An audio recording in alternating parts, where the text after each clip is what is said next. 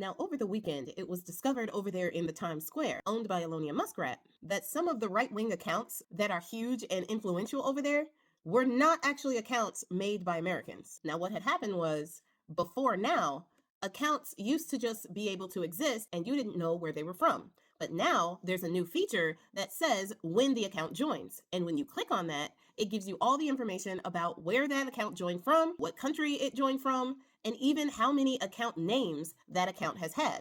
This has been catastrophic with the MAGA base, because MAGA, who are incredibly gullible and who pretty much believes anything that agrees with what they already believe, have been easily tricked and swayed by these large influential accounts, to the point where even congressional members and senators and other MAGA politicians have interacted with these accounts.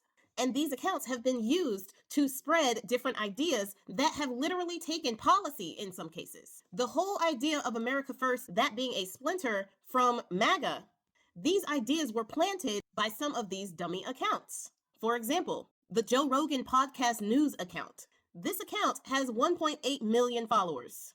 But when you look at where the account was originated from, it originated from East Asia and Pacific. The America First account, who has 67.6 thousand followers. That account was created in Bangladesh. The News Ivanka Trump account, that has 1 million followers, and that account was created in Nigeria.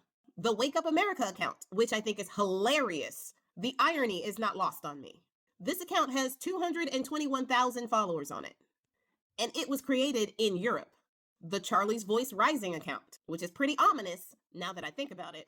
It even has its location as the United States, and it has 188,000 followers. It was created in Eastern Europe, in a place that's non-EU. MAGA Nation, with 392,000 followers, also created in Eastern Europe, in a place that's non-EU. Now, Elonia Muskrat must have known what he was doing when he added this feature onto the Times Square. And we can just go ahead and dismiss the notion out of hand that he didn't know this feature was going to be added onto the Times Square. He knew, and I'm pretty sure he ordered it done himself. And this is why I say that. Because after Elonia Muskrat got into it with Bone Spurs, and they had that whole bromance breakup, he started saying a lot on the town square. First saying that Bone Spurs was never going to release the E-Man files because he was in them. Then saying that Bone Spurs would have never have won in 2024 if not for him.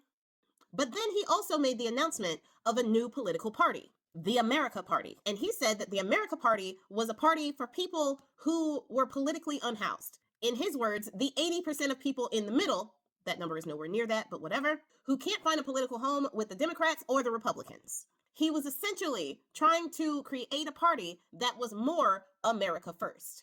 And this is kind of where that whole thing of America First as a faction separate from MAGA kind of got started. That's when it kind of fanned the flames of that movement. And it has been fracturing the MAGA movement since then, with people like Nick Fuentes, Tucker Carlson, and Candace Owens on one side being more America First and anti is not so real. And then you have Bone Spurs, the couch-friendly VP, and all of them on the other side, who are all for is not so real. Now, not much happened on the surface after he made that announcement, after he announced that he was forming the America Party. But then the thing happened with Charlie Kirk.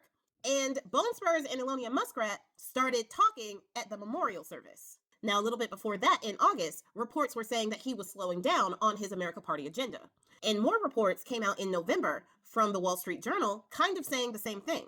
And the reasons for that, they were saying, is because he didn't want to alienate powerful Republicans, which may or may not be true, but we also have to remember that Elonia Muskrat did everything that he wanted to do to get out of all the investigations and everything else when he was heading up Doge. So he got what he wanted from Doge before he was ousted. But making sure that he doesn't ruffle too many feathers is probably a smart idea for him for future endeavors that he might want to have.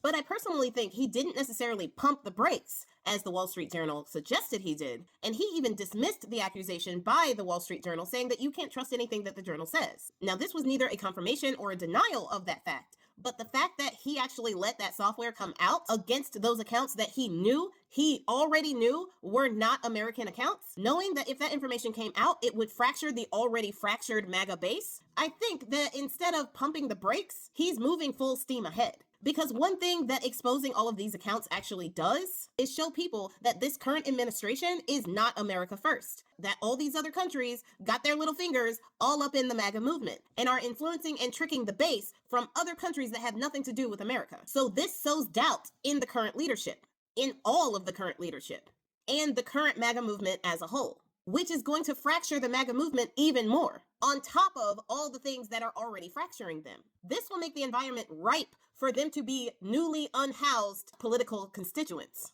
which will make them more susceptible to joining an America party. So he can spin that as that party being strictly for America, not swayed by other countries, even though he's South African. He can say that he's not beholden to other countries and that he actually exposed the big lie of all of these countries influencing our people, the MAGA base, and the people's choices. So yeah, I definitely don't think he's been pumping the brakes. I think he is moving full steam ahead on his plan, and this is just another step towards that direction.